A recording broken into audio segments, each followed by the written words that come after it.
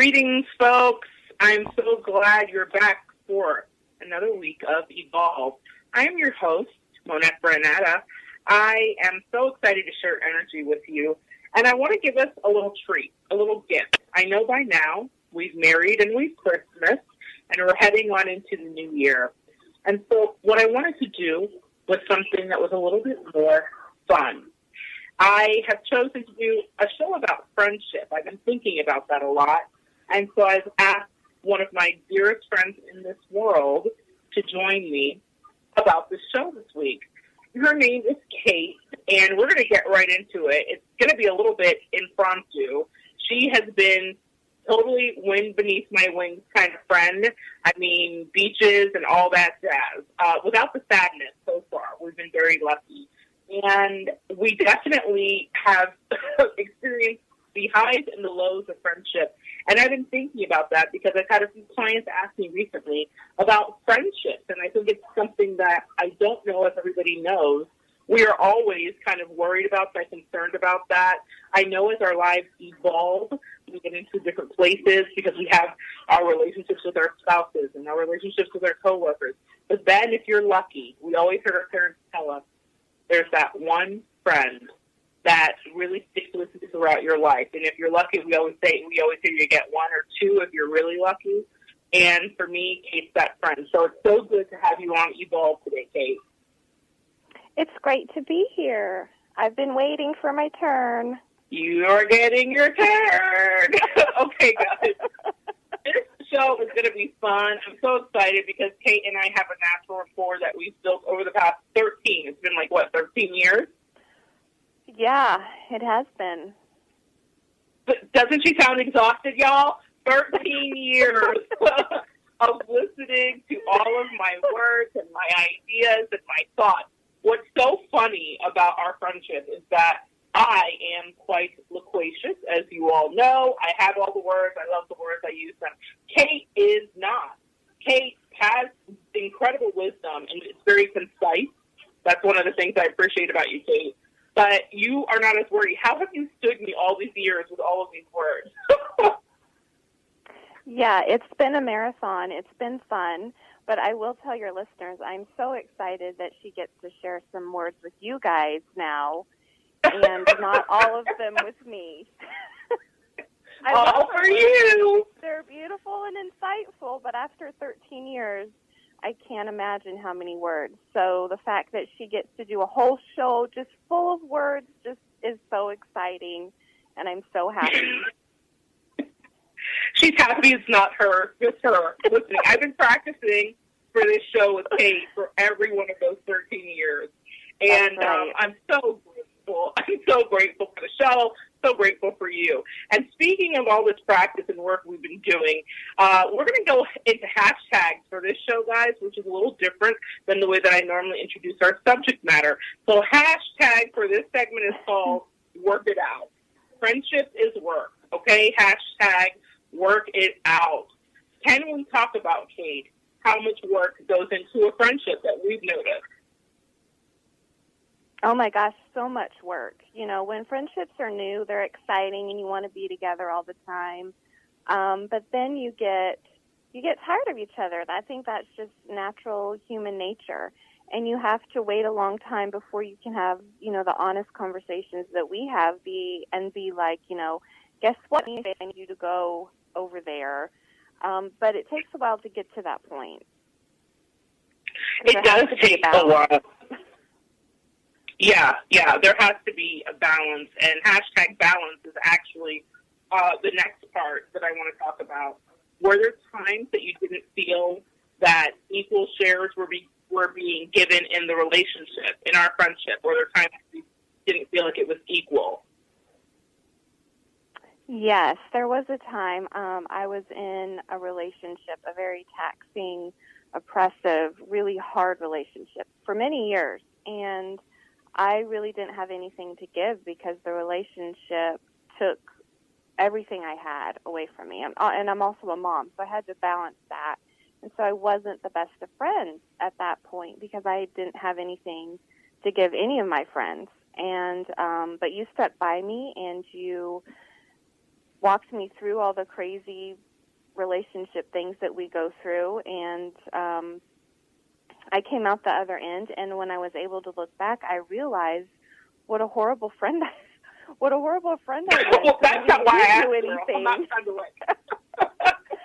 But the great thing is you stood by me, though, and that is what friendship is, and that's why it's so important to build on friendship over years, because you can look back and say, oh, my gosh, she was there when nobody else was there, and you really were the only person who knew what I was going through, and you were able to support me through so much of it. And well, that was my example of not being there as much as you were. Well, listen, guys, I didn't ask for that just to punish her, I promise you. It wasn't just to punish her. Now tell the good folks how you messed it up, girl. No, I love Kate dearly, and sometimes when we're going through relationships, which is our next hashtag, but let me touch on this first. When we're going through relationships, we can get lost in them sometimes. And having an anchor, which is what I think a friend is, really helps you remember who you are. There have been times when Kate has come into my life when things were out of bounds and I was not giving her as much. There were times in our friendship where there is definitely work that you've done, whether you think you were there for that moment or not, and I knew you needed me to be there, so I was, where you have picked up the slack in so many ways and reminded me of what I'm worth, what I'm deserving, what should be happening in a relationship for me. So working it out and having balance in a relationship, a norm of reciprocity, as I like to call it, is so important. Even something as simple as listening to each other's days, and we'll get into that, is so important. And I've had friendships where that wasn't being done, and it doesn't feel great. You want someone that cheers for you or cries for you, depending on what the situation calls for. Now, our next hashtag is hashtag new booze. Now, there's a phenomenon that happens in the absence of your friend when a new relationship begins for them. Can you talk about that? Because I've gone through it, you've gone through it. When we have a new relationship, you want to give everything to them, to your new relationship, and you kind of throw everything to the side. I think that's completely normal. You throw your family, your friends, everything, because this person in your life is just like everything. They're the best, and they're all that matters, and then you just kind of forget about everyone else. But when you're good friends, you stand by and you realize what's going on. But it still hurts sometimes. When it first happens and it takes you a minute to realize what's going on. But yeah, we've both been there. We've been there. And in the beginning, when we can really know what was going on, it was hard for us to vocalize. But through the years and many relationships later that we've gone through, we understand it. We really do understand it, and I think that we have really achieved a balance, and I think that we both have a safe space where we're able to say to one another, hey, I know you're missing an action, girl, and I'm going to get to you in a couple weeks, just don't forget I exist, and I think that that's healthy. Exactly. The verbalizing of it. So the next hashtag, guys, is liar, liar, okay? Hashtag liar, liar. So this is the part where we talk about the thing. Is there ever a reason to lie to your bestie, especially when your bestie is lying to themselves? And let's talk about that. Do you hold your hand through the situation?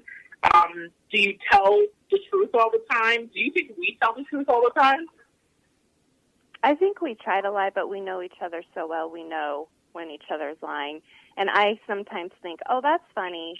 I'll let her figure that out and she can tell me the truth later. And I know that with me because I'm not very good at that at all. No, not at all. We know each other as well as we do, or as well as I'm sure a lot of best friends do. We know when you're trying to cover something up or not tell us something.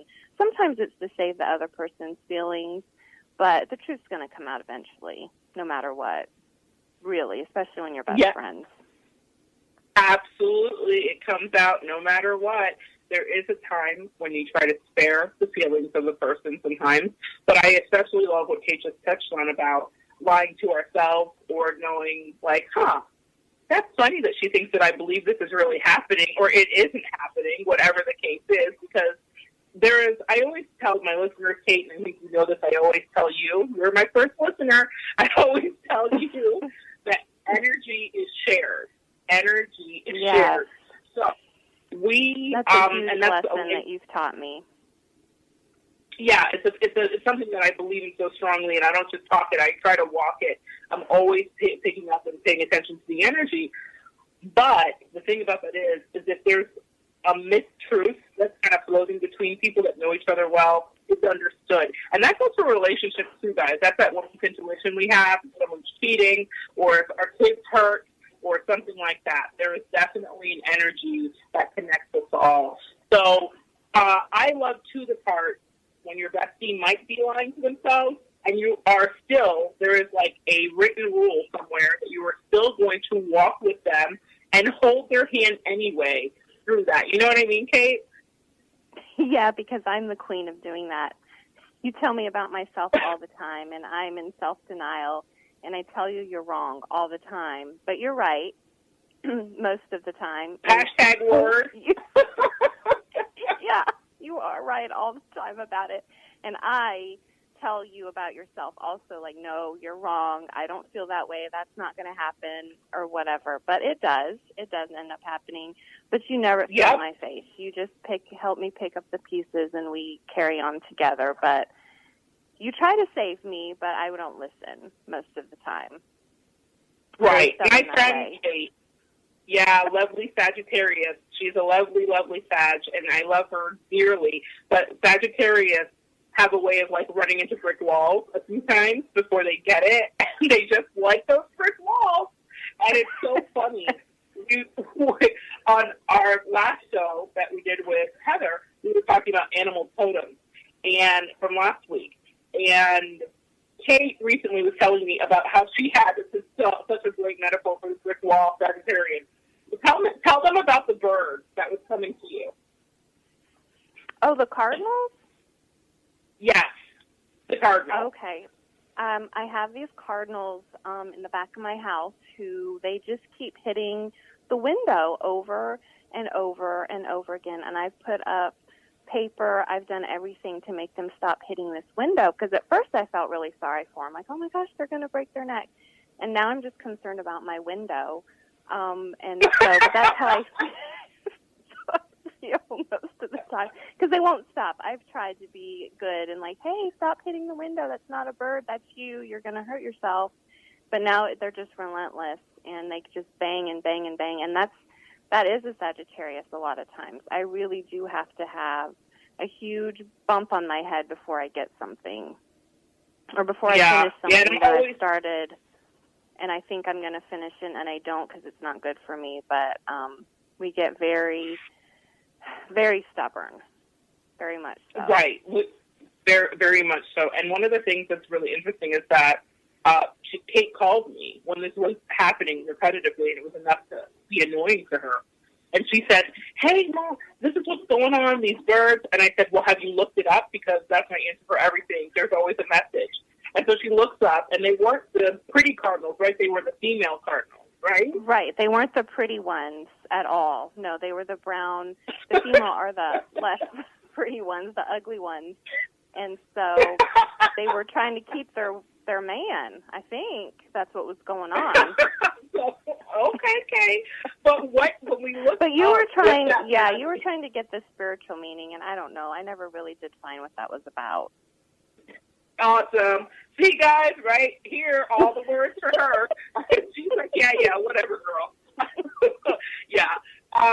We'll look that up, and we'll talk about the meaning of it, and we'll definitely get that back to you guys, listeners, okay? But in any case, the cardinal. Drop the ball. The reason there you go. That's what I'm here for. I'm picking up balls all the time. Anyway, so the thing is about the cardinal that I thought was interesting, if for no other reason than the meaning that might be behind it, is the idea that Kate needs a few times, like that cardinal, to figure out this is a window. And